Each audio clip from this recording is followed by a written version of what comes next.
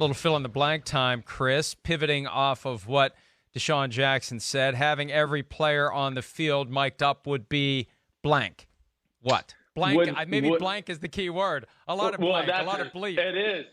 That's what I was going to say. I mean, yeah, having every player on the field mic'd up would be a lot of work for that person that's got to bleep out cuss words for TV channels or certain stations, because that's exactly it. Now, it would be awesome. It really would be. It would be great to see the behind-the-scenes look as far as some of the communications, getting to hear some of the things at the line of scrimmage, but especially the trash talk. The trash talk is awesome in the NFL. There is no doubt about that. It gets personal. It really does. It never goes too crazy. But, of course, you're going to hear some four-letter words, a lot of four-letter words. There's a lot of cussing that goes on in the NFL field. So that's where it would be dangerous just to have an open mic of players. The NFL is going to have a whole new person with a separate job, just making sure that, some of those sound bites don't have too many swear words. I have a candidate for that job. Is me? No, isn't she the one good at it? Whoever bleeps the profanity out of your podcast? That yes. It's probably the same. They're amount. well trained. Here's the thing, though.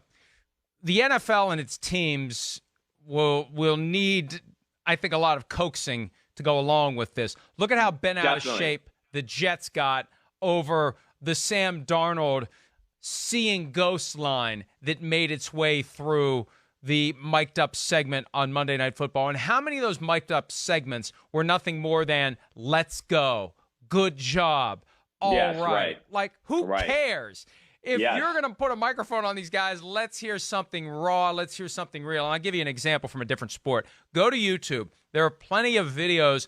Not now. Watch the show. There are plenty of videos of hockey players who are mic'd up and the things they say to each other. It is fascinating to hear them interact on the ice. And you want to enhance the broadcast, and you're going to have no background noise to keep us from hearing it. Let's hear what these guys are saying. And yes, get Kristen in there with an active use of the dump button. It'll still be very entertaining, even if every other word is bleeped. Well, that's right. I mean, they're going to have to put like a big red explicit sign, before the game comes on to let people know. But the other thing, Mike, I think you bring up a little bit that's going to be very real, to where I don't know if teams are going to want it. I don't think any team or head coach is going to feel comfortable about, their quarterback and everybody being mic'd up all the time. They're going to want to know where those recordings are going, because they're going to worry about, man, people are hearing our plays, our signals. And then that's the other thing, too. I think coaches and quarterbacks are going to be annoyed, because they're going to go, well, our code words, you can hear them clear as day on the broadcast. And that's going to be a lot of changing of signals and words on a weekly basis, to where I think that would be a little bit of a pushback point from coaches and quarterbacks if this does happen. And that's one of Bill Belichick's fears, why he will never do Hard Knocks. He's afraid of what ends up on the cutting room floor and where it goes. And remember, there was a time when Nick Saban beat the Patriots by supposedly picking up stuff from the TV broadcast, definitely the cadence, the calls that were coming through.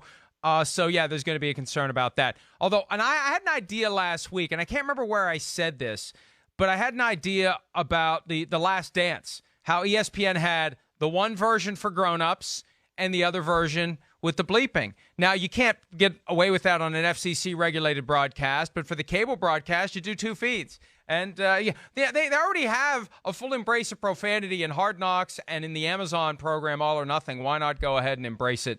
If there aren't going to be fans, try to find a way to make chicken salad. All right. Deion Sanders is working with Antonio Brown. He posted on social media over the weekend that Deion Sanders wants to be part of this effort to get Antonio Brown back into the league. As I said, Deion Sanders needs to take it up with the guy who signs his NFL Network paychecks, because Roger Goodell's people are otherwise dragging their feet on multiple Antonio Brown investigations that have kept him out of the league while these investigations have been pending. But if he gets back in, well, let's just leave it wide open. We don't know what's going to happen. This season, Antonio Brown will be what, Chris? What's your prediction?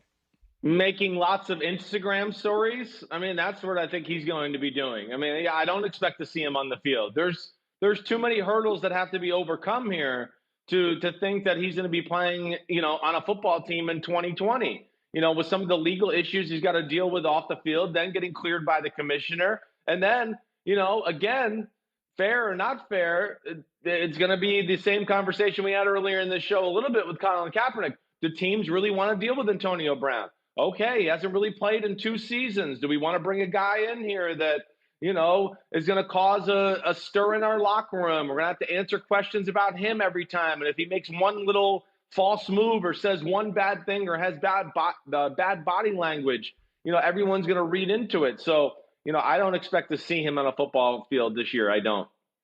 To tie it back to what we were talking about earlier in the show about distraction, sometimes you're good enough to overcome distraction. Last year, Antonio Brown was regarded as good enough to overcome distraction. This year, I don't think he is. I don't think so either. Or distraction is so big it doesn't matter. One or the other. Either it's, hey, this guy's getting deeper into his 30s. We're not going to look at all the great receivers that were drafted this year. Right. You can find a receiver who isn't going to cause you the kind of trouble that Antonio Brown may. And given what we've seen from the last 15, 16 months, you're on notice that you're rolling the dice here on a potential problem. Is it worth it? And I think most teams are going to say it's not. One more very, very quickly. Deshaun Watson says he's excited about his new weapons. He should be what, Chris? I want to say he should be! Exclamation point, exclamation point, exclamation point. He should be excited. Okay, you lost DeAndre Hopkins. All right. They got a really good wide receiving core down there in Houston. They got 4 guys that are legit, like, okay, you can go to them in any situation. Brandon Cooks, Fuller, what's his name from Randall Cobb, and I'm missing one other that Kenny Stills, excuse me. But, they can do it all. It's going to be hard to figure out who Deshaun Watson wants to go to this year. So he should be excited. All right. He doesn't have DeAndre Hopkins, so I don't know how excited. He doesn't have DeAndre Hopkins. How excited can you be? What? None of those guys are DeAndre Hopkins. He should be pissed. What? He should be pissed, all right? You made me say it. Hit the big red button, Kristen. Hi, I'm Mike Tirico, and thanks for watching. Make sure to hit subscribe for the latest news and highlights from NBC Sports.